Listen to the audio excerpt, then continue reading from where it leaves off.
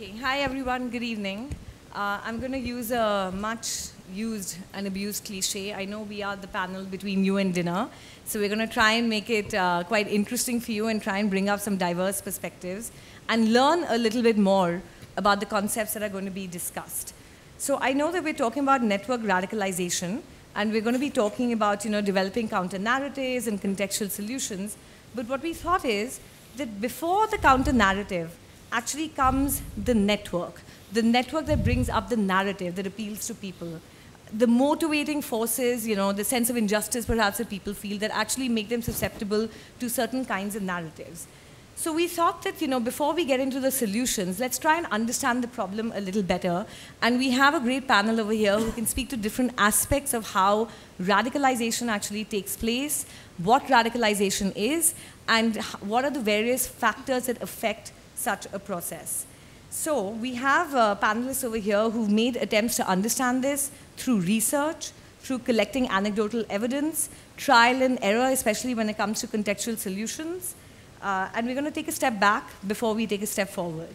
So what I'm going to do is first, I'm going to ask Sumaiya. Sumaiya's actually done a lot of research, and she has a lot of context for us to understand the problem at the start. So Sumaiya, can you tell us a little bit about what is radicalization and how is it different from violent extremism and the relationship between the two? Right, great. Thanks. Thanks, Maima. So we're starting here because we want to define the terminology first, right? And the problem with terminology is like it can construct assumptions if used correctly, which are often misinformed. So the EU, I live in Sweden, so the EU hasn't got an official definition of radicalization or counter or extremist violence, for example. But different countries will have their own different examples. And I can start with Sweden because that's where I work.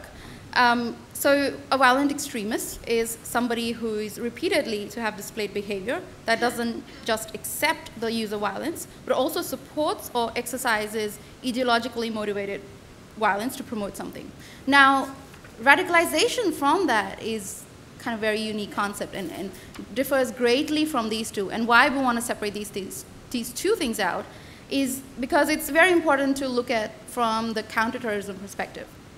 Now, when we go into that discourse of trying to address the issue of violence from a terrorist or extremist perspective, we want to see whether individuals who hold radical views are, or extremist views, what's the subjectivity of those individuals? That subjectivity could be addressed from a cultural or ethnicity or a region point of view. So for one person, somebody else could be totally radical, depending on where we're coming from in terms of cultural and ethnicity. But the other side of the thing is that when people engage in violent acts that are motivated by, for example, an ideology or just social or political or any other, it's important to acknowledge that these people don't necessarily all be radical, or vice versa. Not everybody who's a radical will engage in, violent terrorism. So, and we don't have an absolute measure, but I think there was a study by the Department of Homeland Security in the United States, and they looked at it about less than 10% or way under it, and this is excluding a lot of the cases. So it was done on about 1,500 individuals or so. So one thing is radicalization, and the other thing is violent extremism, and this is what we're trying to separate this out here. Yeah, thank you. So I'm going to actually come to you, Gulizar, next. You work on online trust. And you look at sort of how disinformation and misinformation is working online. So can you talk to us a little bit about, how does online trust actually work? Because presumably for someone to be radicalized, they are exposed to information and then they sort of start trusting that information and that source. So what has your research shown you about how these networks work? Sure. Thank you for the question. Well, part of my work involves online trust, like you said. And the concept of trust has been raised in a number of sessions today, as well as yesterday. And we use the concept to refer to a number of things. But when we're talking about trust in cyberspace, we're actually talking about a more complex concept. So back in the days when we were talking about trust, we were talking from an environment that actually had information scarcity. Information was being regulated by gatekeepers. There was impediments to access to information. There was meritocracy. And now we're not necessarily in that environment. The environment is completely different. We have information abundance, especially online. Gatekeepers are almost non-existent. People have easier access to information, but most important of all, people can easily disseminate information, and that information can get to many in no time. And that information can as well be mis, dis, or malinformation. Now, how do you invest trust within this environment to an information that you consume? And that applies to, like, you know, people who are at the verge of radicalization and extremism as well. Like, why would they invest trust in a narrative that is a bit more radical than instead of investing trust into a counter-narrative? Well, when faced with abundance of information, people have to cope with this. And to cope with this, they may actually choose to selectively consume information. And when they choose to selectively consume information, they may choose information that overlaps with their opinions, and they may choose to follow people that are rather like-minded. Now, well, this may raise a number of issues. If they're shopping for a reinforcing opinion and they completely close themselves to challenging information, then it may be actually harder to get to them. But there are ways of intervention, and that's where the trust becomes a bit more important as well, because we need to understand how people invest trust in that information.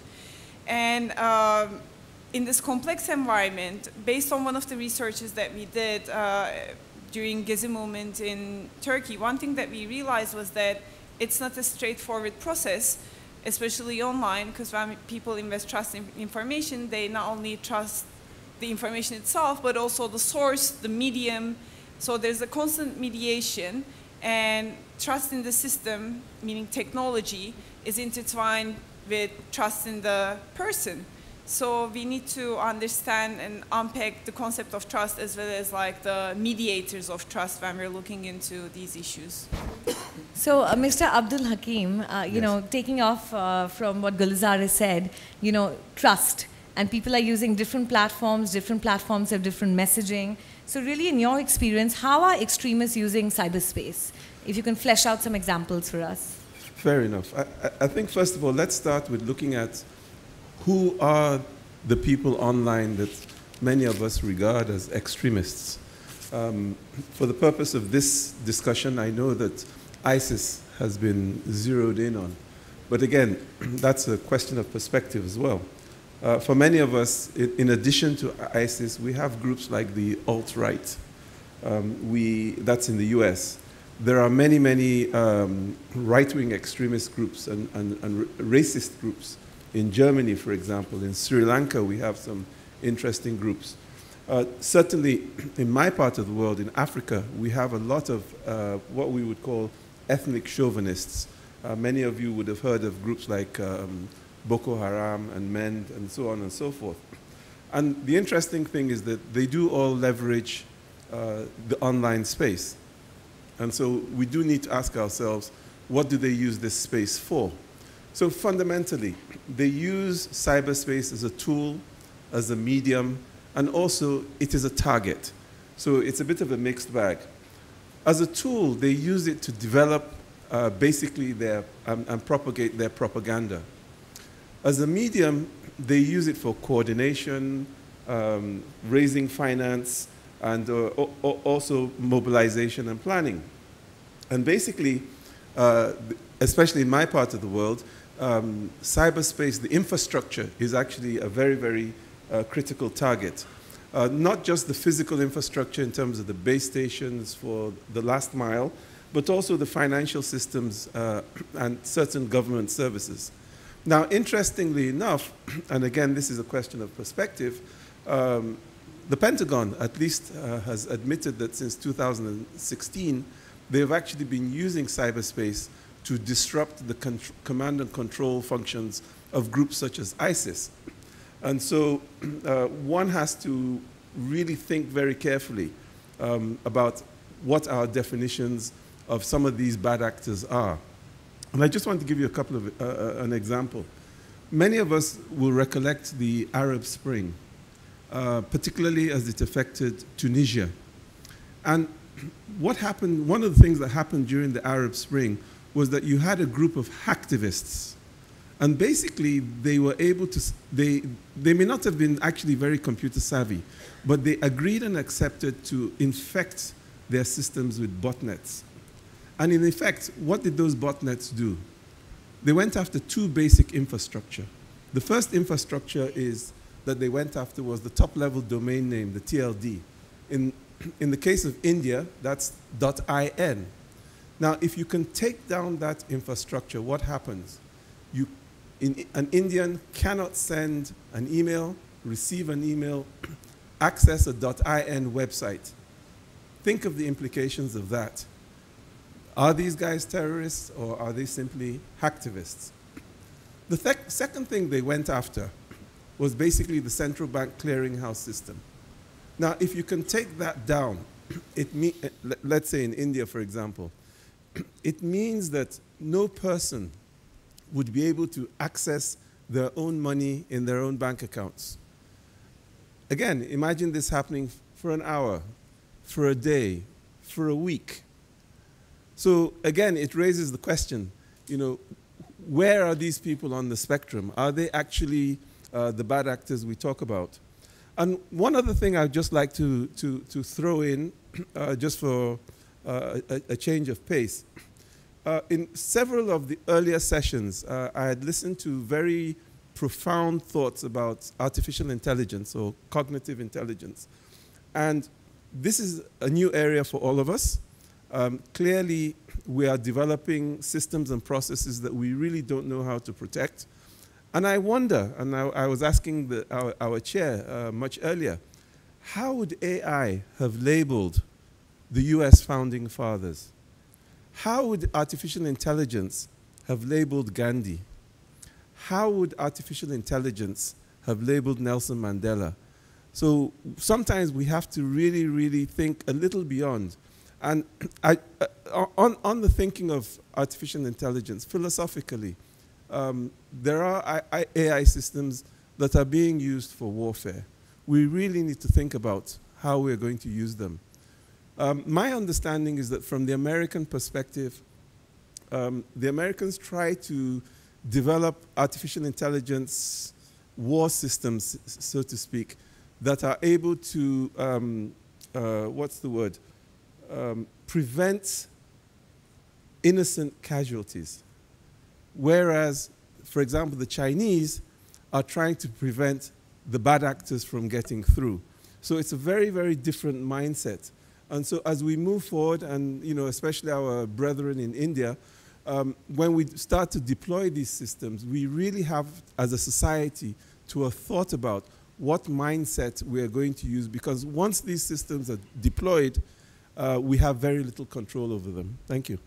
Thank you. Yeah, I think you've raised quite a few, different points, and I think part of it is, of course, the strategies that terrorists employ, but some of it is very interesting, which is perspective seen as propaganda and propaganda seen as perspective. So, Mr. Gupta, I'd love for you to come in over here. I think you've got a lot of India context, and you can add to the story that we are telling.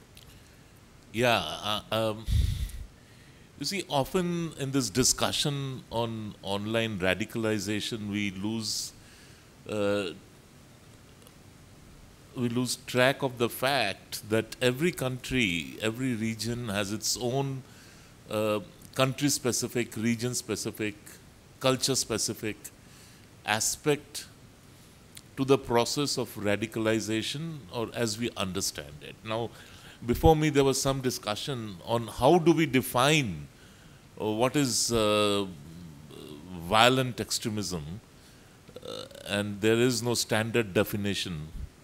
Well, there is no standard definition of terrorism either. I mean, after so many years, we haven't been able to get the UN to agree to a common denominator to understand what defines terrorism and what defines a terrorist. And this argument that my radical may be your peacemaker is facetious. A radical is a radical. So, but yet radicals and radicalism comes in many shades, and the shades vary given the situational context. A second point which was raised over here was about technology and how does technology come into play, or why does it come into play in this context. In the Indian experience has been that people who have been found to be involved with online radicalization efforts, either as supporting the process or creating the process, they were all found to be technologically savvy. One of the top people who were arrested of the Indian Mujahideen was a brilliant technologist. So he was using his skills to create a support system for online radicalization within the country. Mahima mentioned something about the message and the messenger and the platform that is used for disseminating that message. Now, what we face in India is it's only now that the system is waking up, or the government is waking up to the huge possibilities of technology being misused for this purpose. Till some years ago, that wasn't the case. I remember about a decade ago, a group would open a common Gmail account and deposit messages as draft email. So anybody sitting anywhere could access that account and check into the draft email for the content that was left over there. Now, of course, it has changed, and you have social media coming in a big way. And when I say social media, I don't mean Twitter and Facebook. These are open platforms, and these are easily, all conversations are easily trackable. But if you just look at the sheer numbers involved, like we have a huge number of people on WhatsApp, for instance, which is end-to-end encrypted. And nobody knows what's happening over there. That really is the unknown zone of radicalization, online radicalization happening in this country. We have more than 200 million active users on WhatsApp. Now, if you just extrapolate that globally there are 1.5 billion active WhatsApp users, and 60 billion messages are exchanged every day. Now, from that, if you extrapolate, I mean, it's mind-boggling. If you have more than 200 million active WhatsApp users in this country, just imagine the number of messages they would be exchanging every day. Similarly, Twitter has 40 million active users in this country. Facebook has 241 million active users, which is 1 million more than in America. Now, these are the known areas. Then you have Instagram, you have Tumblr, you have Snapchat, where you can just put a message and that message disappears. So, this is happening out there. Point is, what does the state do to cope with that process? And how exactly should the state be responding? I personally do not agree with this whole idea of counter-radicalization. I don't know, I'm doubtful about how effective it is as a process. But prevention, yes. I mean, whether you can prevent through a counter-narrative, whether you can block the process through a counter-narrative, that remains open to discussion. Okay, so I think you've actually raised a couple of interesting points. What I'm going to do is I'll go back to You mentioned that actually in, some of these people who are recruiting and who are propagating are extremely tech savvy. But, we do know that behind tech savviness, there has to be some kind of human emotion involved for the message to resonate. So I'm going to come back to you, Sumaiya. You have mentioned sort of the difference between being radicalized, but not actually taking to violent actions. And there is a line between that. And obviously the counter narrative would be different depending on which end of the spectrum you're in. But I wonder if you can elaborate a little more on the other preconditions that have to exist, whether it's the network and the narrative, and how does that actually impact someone before we get into how to deal with the platforms and what's happening there. Yeah. So we can all agree that we don't have a definition, and nobody wants to define them. Even the Europol, which is like European police, came up or shied away from radicalization as a term and moved away to something called violent extremist social trend. Now, it is a social trend, but so we can't really label who is a radical per se, because everybody will have a different definition of that. And depending on which side you are on, everybody will have their own version of it. But what we can come down to and agree to is who is somebody who involves themselves into an act of violence. Who is this person? Not the one who justifies it, not the one who instigates it, but actually comes down on the ground, physically acts, right?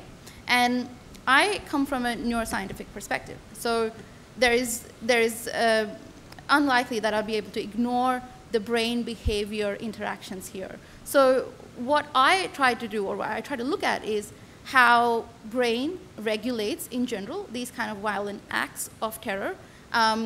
We still don't have an answer of what causes radicals or what makes violent extremists justify or perpetrate it. But we do know that these acts of violence where people physically engage in something that is terrorism can be assessed using brain behavior. And not just brain, but we can look at genetics, epigenetics, hormones, and there's a whole lot of receptors that come into the play. So this is what I am looking at. But how do you engage in this process? Like, there's a heavy chance that if you want to measure the brains of these people, they're probably not going to be alive. So it's obviously not a low-hanging fruit for us. So this is the challenge that we have, but this is what we need to measure. And how common is this in the general population? So one of the things that used to get talked about quite often was it is necessarily they have to be some sort of a mental health condition behind it. I mean, we all agree to that. And one of the studies that were sponsored by the Department of Homeland Security in the US talked about how a large proportion of these, about 30%, correlated with different mental health disorders. But they only looked at 4 of them. And you can see that ostensibly you can say, okay, this particular terrorist or somebody who's engaged in violence can have something like schizophrenia or bipolar or one of the 4 mental health conditions that they looked at. But that's ostensibly. What about the underlying conditions that we haven't even started to measure? And things like brain imaging, and I do a lot of the functional MRI, which is MRI with the functional aspect. People going into the MRI machines and acting in a certain way in a virtual reality setup, so they can have a feel of the real world, and at the same time we can measure their brains and see what's happening. So some of these tools have been currently in place, and one of the things is why we're measuring that, why we're trying to go into like the psychiatry and the medical science, is because if we find out that there is a huge correlation with something that's biological, which we've seen not just in humans, but the data started from mice and rats, and now gone to primates and monkeys and chimps and baboons, and now we're going all the way into the humans to see the exact brain regions that get activated when somebody's being physically aggressive to the point that they're trying to kill someone. So, and there are different understandings of those, whether we're talking about a defensive or a reactive form of aggression or violence, or we're talking about something that's completely unprovoked, right? As, for example, a terrorist act. Or we're talking about something that's instrumental, where somebody would want to do something because they want to gain something like money, power, hierarchy, and all social like boundaries is one of the things, especially in chimps. So when we talk about humans, we really have to find good correlates, and most importantly, if there is a biology, which I think there isn't, there's data on that, and the research that I'm doing.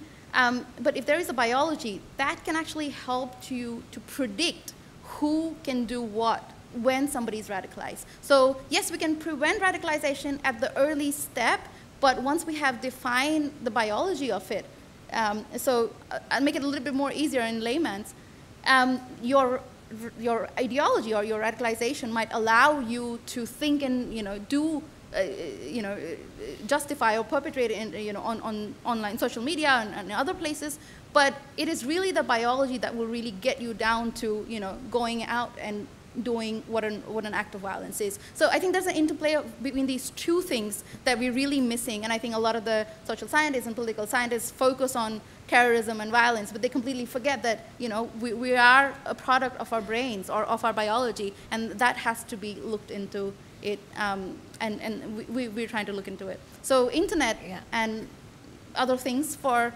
propaganda is just a tool. It's a tool for everybody to use. You can use it to do all the nice things that we do, but at the same time do this kind of propaganda. But what is going to take from that radicalized individual to actually do something? Because that's our ultimate fear, that this is going to translate into an act of violence. Yeah. And if it's not internet, then it could be something else. And we can't say that this didn't exist before the internet came up. So it is definitely just a tool, but how do you regulate it and monitor it? That's the question. So. Yeah, I think we don't often have a neuroscientist, when we talk about sort of terrorism and technology and the interplay. So it's really interesting to get your perspective, and I think even more interesting to think that some of the people you would like to study will not be around because they would have engaged in an act of violence and they may not actually survive that act. So I am actually going back to some of the Kurdish population who have been trained, like these are these Yazidi girls that I want to study eventually, and they have been trained to fight against ISIS, which is a really cool population. So they've picked up the arms, but they're very much alive, and I can measure them, and I think it's a great opportunity. So I'll keep you all posted on how that and I'll come back to that and ask you whether you So. would consider them radicalized if you think that they're on the right side of the fight. I mean, that would be perspective. Right. But it's all very fascinating to think of what's happening deep in your mind, in the crevices of your mind, that propels you towards radicalism, and then as a radicalized person you do something which is violent and cause death and destruction. Now, but we really shouldn't be too, I mean it's a very interesting study, but what happens, if a suicide bomber is pulling the trigger, he has been convinced to a point that that is the best way to die. And by killing himself and killing others, he stands to achieve something. Now, that conviction, that sense of conviction, I think it also comes from a fountainhead of ideological belief. And that ideological belief, again, could be rooted in faith or whatever. But it is happening, and she is right when she says that this is, today we are talking about online radicalization, but during Qutb's time, the radicalization began through printed books, and even before that, there were parchas which were being printed and circulated, that's pamphlets. So this is a process that has been going on, and I think the time has come to seriously look at the platforms which are used for this kind of messaging. And again, I come back to India's example. For instance, I don't see radicalization in India as a huge problem in the context of people being radicalized sufficiently to pick up a gun or a bomb and kill people. We have had only about a few instances of young men and women in Kerala and some in Tamil Nadu getting influenced by ISIS sufficiently to take off for Afghanistan and get killed over there. But there is a different kind of radicalization which is happening, and that radicalization is essentially about self-identity. So people go online and they discover, or they choose to discover, that I should be like this, I should be separate, I should be different, And anybody else who's not this is to be scorned, is to be hated, is to be disliked. Now that kind of radicalization impacts society in a much larger scale, on a much larger scale, and in a much deeper manner. And that is where I think the problem lies. So let me ask you a quick follow-up question to that. You know, I mean, identity politics is what fuels politics often in many geographies. So how do you sort of toe the line between politics as usual and actually othering communities and leading to some kind of radicalization? It's actually a chicken and egg story. Yeah. One doesn't know which came first. But as we have it now, we have identity politics. Now, to sustain that identity politics, we turn a blind eye to what's happening in terms of fashioning of selves. So if I am this, then I must be like this. And I must be like this to be separate from others. Now, once that happens, then that feeds into identity politics. So it is a beast that feeds into, I mean, there are two separate beasts, and they keep on feeding into each other. Absolutely. I'm going to come back to the tech platforms for a second. Mr. Abdul Hakim, we actually had this conversation around, some of the things that are measurable is, what are the platforms being used? And then, conversations between governments and platforms and society at large sort of looks at the metrics that you can trace. There are X amount of discernible terror accounts. This is what a platform should do to take out those terror accounts. Right. Now, I want to ask you, is that in some ways making it more difficult because you're able to analyze the problem, identify a platform, but then if that terror network goes away from the platform, it doesn't cease to exist. It actually goes into a new platform, and the messaging perhaps might change for that particular platform. So how do you actually, holistically look at this problem? Well, I think first and foremost, we do need to understand, as you've correctly said, that simply just removing posts from platform A doesn't actually solve the problem. It'll move somewhere else. And I think the previous speakers have actually, in my opinion, addressed some of these issues. I think as a group in this hall today, we have to understand that really facts do not change minds. Many of us, once things are set in our mind, once our minds are made up, they're extremely difficult to change. And I think we've also found, for example, on WhatsApp and other groups, that abuse and criticism simply doesn't help. Again, it just hardens positions. And so really, I think we need to use some of the brain studies basically to understand what are the roots of some of our beliefs. How does our brain process these things? And very quickly, I think some of the ways, and again, subject to confirmation by boffins like you, things like repetition, things like, I think there are some presidents in this world who use the fear of unemployment, the fear of insecurity, fear. But also, as has been mentioned, the issues of identity politics. And I think it is also clear that unnecessary pressure really creates much more resistance. And just from an anecdotal point of view, when the taxi driver was bringing me into town from the airport yesterday, he was trying to be friendly, which was nice. And at a point, he was asking me if I would go anywhere in Delhi. And I said, oh, yes, that I actually wanted to go to a neighborhood called Daryaganj, because there are several printers there, and that actually some of my late father's books have been printed there since 1971. And he said, but that's a Muslim area. And, I noticed the tone. And so I said, yes, I know. And obviously the cap, flew by him. But flowing from that conversation and a couple of other conversations I've had, and this is a question I don't have the answer to. Maybe some of my Indian brethren here may have that answer.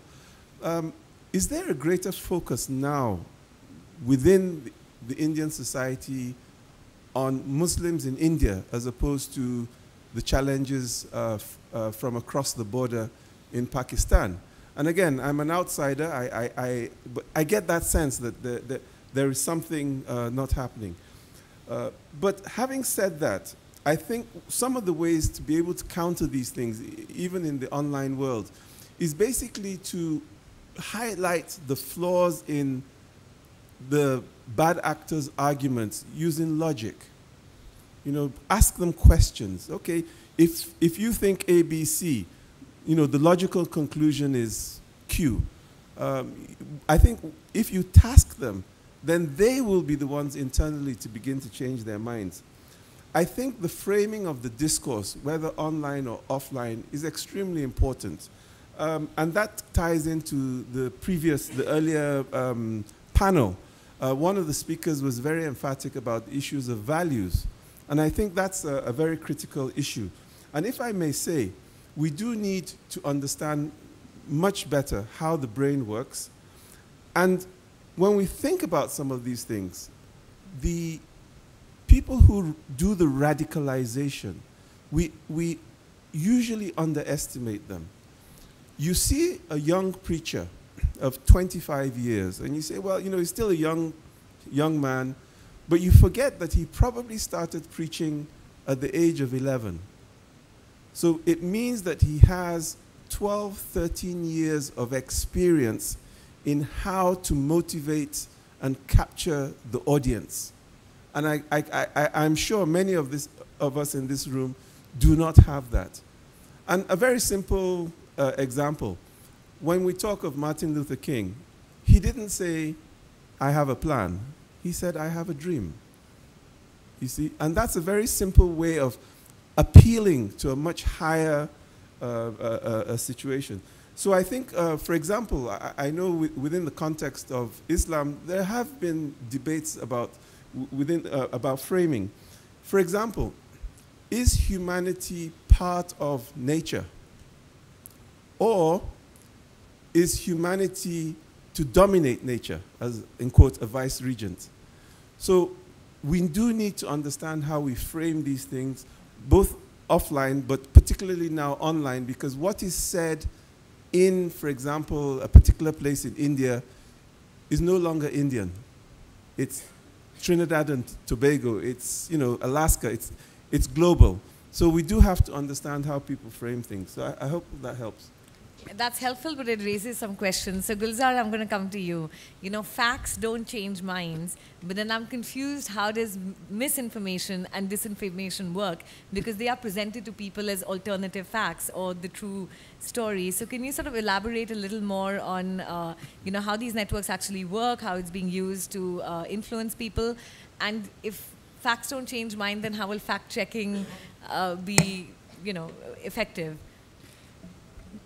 Well, okay, so there has been a number of studies on, like, the number of studies on fact-checking, for instance, are increasing. So Facebook introduced the flagging, and then they decided not to, because, like, whether people attended that or not was a question, or, like, you know, now we have, according to the study of Duke Reporters Lab, there are now around over 149 fact-checking institutions around the globe. And whether people choose to attend these fact-checking platforms to check the information is still a question, because they may be selectively consuming information, and they may choose to invest their trust in particular information but not others. Now, I sort of want to bring it down to the issue of trust again, because I feel like, you know, this information was discussed quite a bit, although, like, I work on it and I can just talk on it from day till night, and I enjoy talking about it. I feel like it was covered pretty much in the panel on influence operations. So I sort of want to bring something else onto the table and take you to a research that we conducted couple of years ago to see how people invest trust in online information. Although it's kind of hard to separate online and offline information, and then there's a transition between them. So for the ones who are not familiar, Gezi movement was a protest that started as an environmental sit-in and then escalated into a social movement that was that sort of changed things, at least to a certain extent, in Turkey. So during the movement, there was high amount of disinformation in circulation. A number of photos were being manipulated.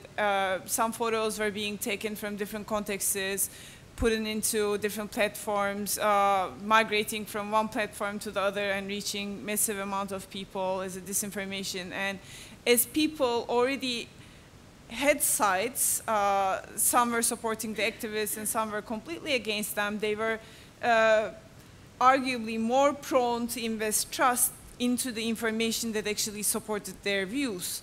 And there was also high uncertainty because like there was disinformation that was circulating in online platforms, but at the same time, offline information sources were highly controlled by the government. So the ones who actually trusted the government were, well, fine, you know, I'm just gonna watch penguins on the TV when there are movements going out there. But the other ones were like, well, you know what? People are out on the street and we're not getting any news about them. And then when I turn to online sources, there's all these disinformation. So what am I going to trust? So what we did was, together with a colleague, we interviewed 21 activists who were active on the ground to understand how they, who were actually physically active and were facing physical barriers to information on top of virtual barriers, how they invested trust in online information. Now, reaching accurate information was essential for them because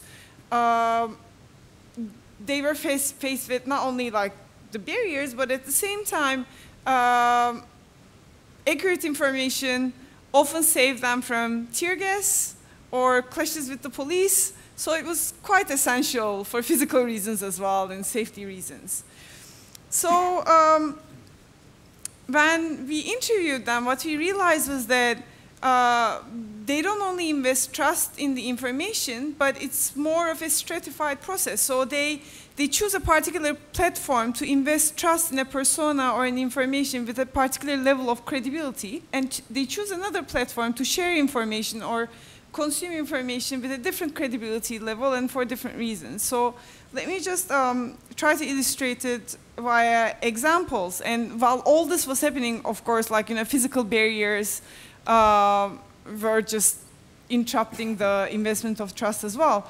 So to get to the examples, like for instance, they used WhatsApp and Facebook chat groups to communicate with people that they trusted. They were either checking information or receiving information from them. But that information alone was not enough because it was being sourced from a limited number of people. So for instance, for logistical information, they were turning to Twitter where they would be able to get massive amount of information, but then levels of credibility would be different because you get it from, you know, different sources. Then the question becomes, how do you invest trust in that information then, especially if you have to go to a place and then there may be clashes over there.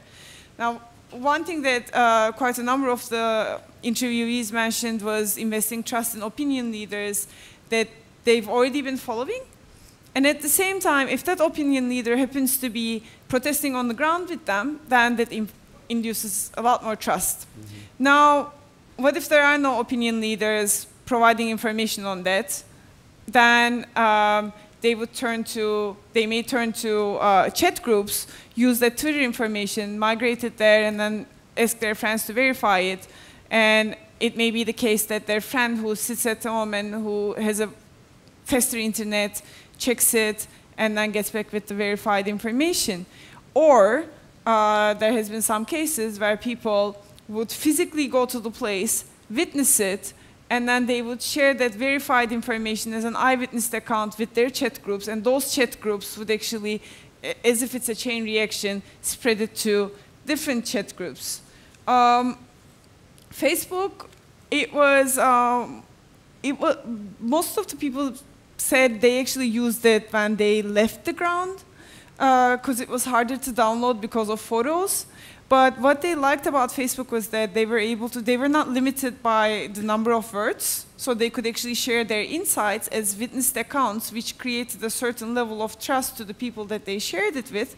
And they had authority over the people who had access to this information, because some actually had tweeted, and then their tweets were manipulated and distributed to different platforms, and then they were targeted afterwards. So that sort of infringed their trust, not only in the platform a bit, but also like, trust in the people who might access that information. So apart from Facebook and Twitter and WhatsApp, there were physical constraints that actually led people to use non-smart technology like SMS. Like when there's jamming on the ground, even if they trust WhatsApp as a technology that's faster and that just connects you with a group of people, because SMS you need to type in this and that, so it might not be that useful in terms of its use. They had to use SMS because they were not able to access Wi-Fi, or sometimes there was a tear gas, and with the tear gas they would just use no phone whatsoever and communicate with the people on the ground for information, even like an information chain. And some even mentioned carrying non-smartphones because they wanted to reserve their battery.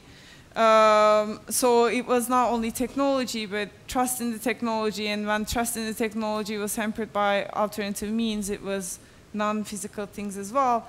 And my final note, I'm gonna stop soon. But there was no cues whatsoever, and then they had to, the message was coming from an anonymous source. They didn't have anyone to verify it. They often invested more trust in videos than photos and texts. But videos can be manipulated as well, and then some even admitted transmitting manipulated information. And then when I asked them whether they felt guilty, or whether they did something to let people know about their action, although a few, some said, well, yeah, I felt bad, but then guess what? What I witnessed on the ground was not that different from the video, so I thought it could actually be real, which made me think that sometimes witnessed information can actually cause biases that would infringe our trust into real information, or that would manipulate our trust to the accuracy of information as well. And with that, I stop. No, it's very interesting. But Mahima, it's when we just come back to what this whole idea of online radicalization, I don't think people who go online looking for ideas to fit into what they would like to be, they are not necessarily looking for trust, or they are not investing in trust. I did mention this to you about a month ago. Somebody put out a spoof. I don't know how many over here have seen the Indian movie Sholay. So the last scene is about Amitabh Bachchan dying and Dharmender holding him up and sort of promising him that he will avenge his death. So that still was used with a little caption which said, these two poor Palestinians were shot dead by by the IDF, and the whole world has remained silent. The usual sort of a sign-off. Now, of course, it did not work in India. Nobody would buy into it. But it went viral across the Middle East, and it got tens of thousands of forwards on WhatsApp. Now, so the point which I'm trying to make is that I don't think people are looking for stuff which they can trust, stuff which has been fact-checked, or stuff which will stand up to scrutiny if put to a test. coming back to where I began, for instance, in India, we have the Darul Ulum Deoband. They have a separate website apart from the official Deoband website, where they put out all the fatwas. Now, if you read those fatwas, they are bound to impact young, impressionable minds. Now, those fatwas do not say that pick up a gun and kill people, or pick up a bomb and blow yourself up. But the kind of messaging that happens about women, about faith, about an individual's role in society, within the community, within the family, that radicalizes minds. And that is the first step. And from that to somebody like Zakir Naik, whose Peace TV has been banned in the country, but you can easily access what he's saying through YouTube. It just frankly goes on and on and on. Yeah. So therefore, you have to look at the best tactical means of A, stopping it, B, preventing it, and C, if it doesn't work, then come up with some sort of a counter narrative that hopefully works. So while you were speaking, both researchers had points to make. So maybe I'll give it to you first, and then Sumaiya, you can interject. Yeah. So you just mentioned that there's no trust involved in the process. So, well, yeah, they may choose not to assess the credibility of the information that they share or like they consume. They may choose not to do so, but this doesn't mean, that's why like there are researchers trying to understand whether they can inoculate people who don't necessarily fact check or like assess the credibility, and whether like there are ways of intervention, and these interventions are being explored. But I don't think that they're not necessarily investing trust, in the sense that like they already have their biases. When they see that information, first they may think it's credible because it confirms their opinion, which brings me back to the very first thing that I said in the opening. And if it's confirming and even reinforcing their opinion, they may choose to circulate it regardless of its accuracy, because maybe if to them it actually may be accurate. They may trust that it's accurate without actually checking its accuracy. If they don't trust it and they don't think it's credible, yet they circulate it, then they probably have a motive. Now the question is, if they choose not to question it and then they trust that it's true and they circulate it, why do they trust that information, and why wouldn't they trust a counter-narrative? Or would they actually trust an alternative narrative if it's framed in a different way, is a question. And if they don't trust that information, they don't think it's credible, yet they circulate it, then they probably have an agenda. Then what's the agenda? Right. Yeah. Sumaiya, I'll give it to you, and then Mr. Abdul, Hakim, for any last thoughts. Sure. So certain points that I'd like to make here. Yes, the narrative or the ideology has been at the background of every sort of social act of terrorism that we've seen. But as a journal of criminology, and this published a study in February 2018, they've tried to find correlates, right? And one of the first things was like employment and education and some of those things. Then came the gender. Obviously, males were more likely to be violent or violent extremists as compared to women, and there's age. But these are just, again, correlates. And then it came to ideology. So they'd seen in this big cohort in the US that the Islamist ideology was contributing to 15% of these kind of violent acts. So far righters were about 43%. The far left was 20.6%. And there was a single issue ideology, undefined per se, was about 20%. So we can have these correlation of what's the narrative, what's driving it. But I'll give you a really simple experiment because, as a scientist, we try to do everything in a very unbiased manner, right? So I developed a paradigm where we looked at how we can create a bias towards anybody without an ideological narrative. So we created this bias, and then we challenged that bias, and then we asked them to be, physically aggressive or violent per se in this typical virtual reality setup. So. And one of the things that we also, in-house, we're trying to build is that it's a very simple experiment. It's called Cyberball. Now, that talks about how social groups or social inclusion and exclusion kind of can lead to it. And this experiment kind of really discusses how, or proves how you don't actually need any of this kind of ideology. All you need is a simple bias towards this, as you say, in-group and out-group. That should just do it. And you might think it's really funny, but basically it was just a simple experiment with 3 people in the virtual reality setup. The subject, what we call, is the third person. There's 2 people just passing balls to each other, just an actual football, just passing it around.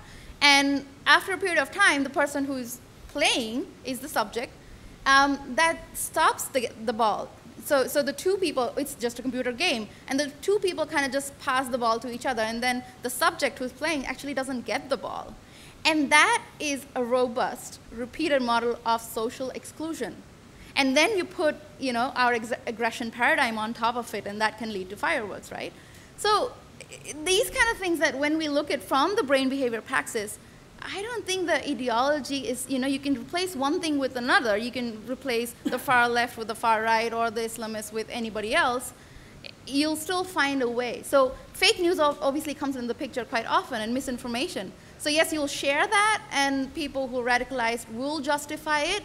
But then out of those people, there will be a bunch of small group that will say, okay, yes, I'm going to seek validation from my radicalized peers and actually do this act of violence. So that might perpetrate it or instigate it, but is there a direct correlation?